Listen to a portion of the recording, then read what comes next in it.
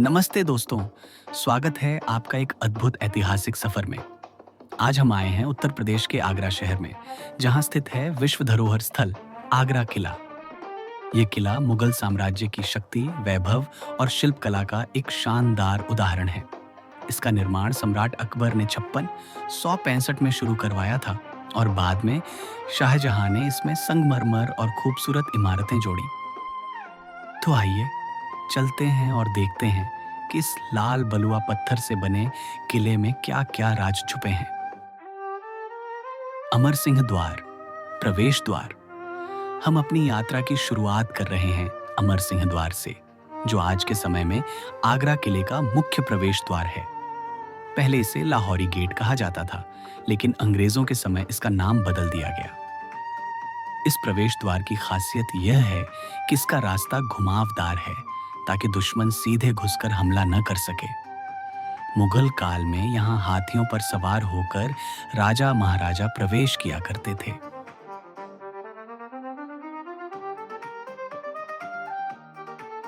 पहला आंगन और खुला प्रांगण। जैसे ही हम गेट से अंदर आते हैं, हमारे सामने एक बड़ा खुला आंगन दिखाई देता है। यहाँ से आगे हमें किले के अंदर बने अलग-अलग महल, सभा भवन और रहने के स्थान तक जाने के रास्ते मिलते हैं।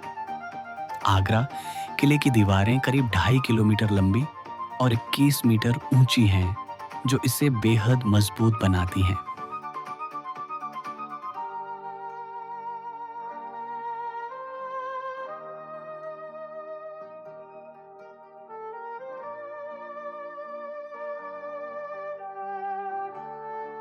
शाहजहां का निजी महल, रहने का कक्ष और हरम रूम। अब हम आ रहे हैं शाहजहां के निजी रहने के स्थान पर, खास महल। यह सफेद संगमरमर से बना हुआ है। यहीं पर स्थित है हरम कक्ष, जहां बादशाह की बेगमें और शाही महिलाएं ठहरा करती थीं।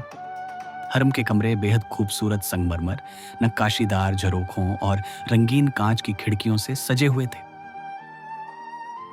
इन कमरों के बीच बने बागों और फव्वारों को हमेशा ठंडा और सुगंधित बनाए रखने के लिए खास इंतजाम थे। फव्वारों में पानी लाने के लिए यमुना नदी से एक खास नहर और भूमिगत सुरंगों के जरिए पानी महल तक पहुंचाया जाता था। महल के भीतर तांबे पत्थर की पाइपलाइन बनी होती थी, जिससे पानी फव्वारों और छोटे तालाबों में आता था। गर्मी के दिनों में इस पानी में केवड़ा, गुलाब और चंदन का अर्क मिलाया जाता था, जिससे पूरे महल में मीठी खुशबू फैल जाती थी और माहौल ठंडा हो जाता था।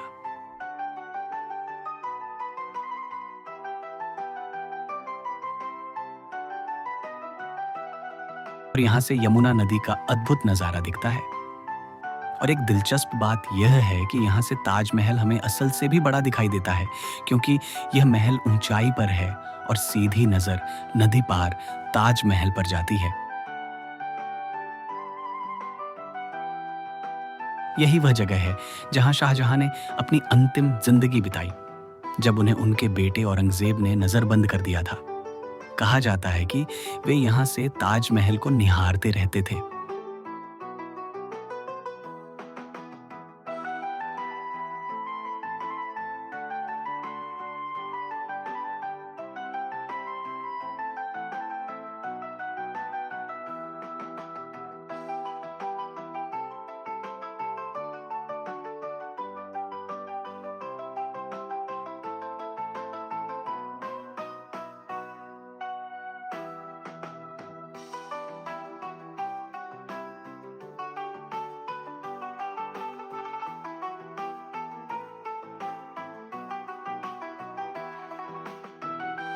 दीवान ए खास, विशेष सभा भवन।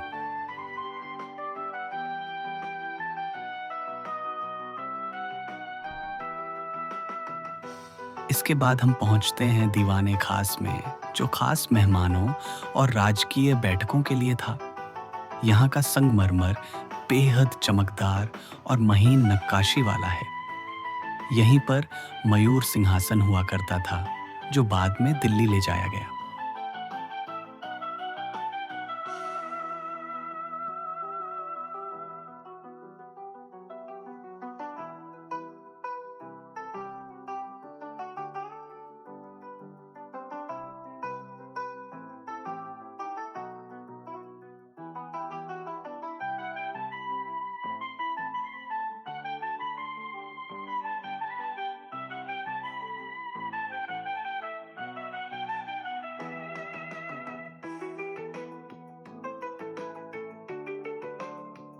दीवाने आम जनसभा भवन।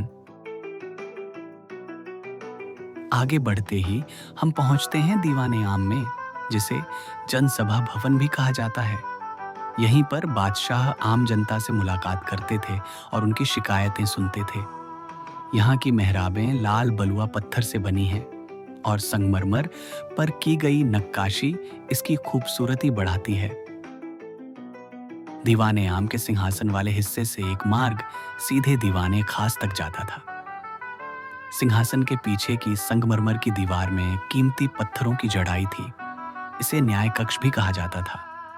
यहाँ न केवल जनता की सुनवाई होती थी, बल्कि महत्वपूर्ण राजकीय घोषणाएं और उत्सव भी मनाए जाते थे। ब्रिटिश काल में इस हॉल का उपयोग प्रशासनिक कार्यों के लिए किया गया। आगरा किले में मोती मस्जिद भी है, जो शाहजहां ने निजी इबादत के लिए बनवाई थी। इसके अलावा यहाँ शाही बाग, जेल के कमरे और सुरक्षा के लिए चौकियां भी बनी हुई हैं।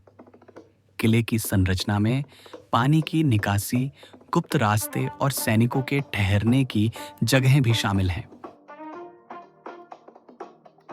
हमारा सफर अब समाप्त होने को है।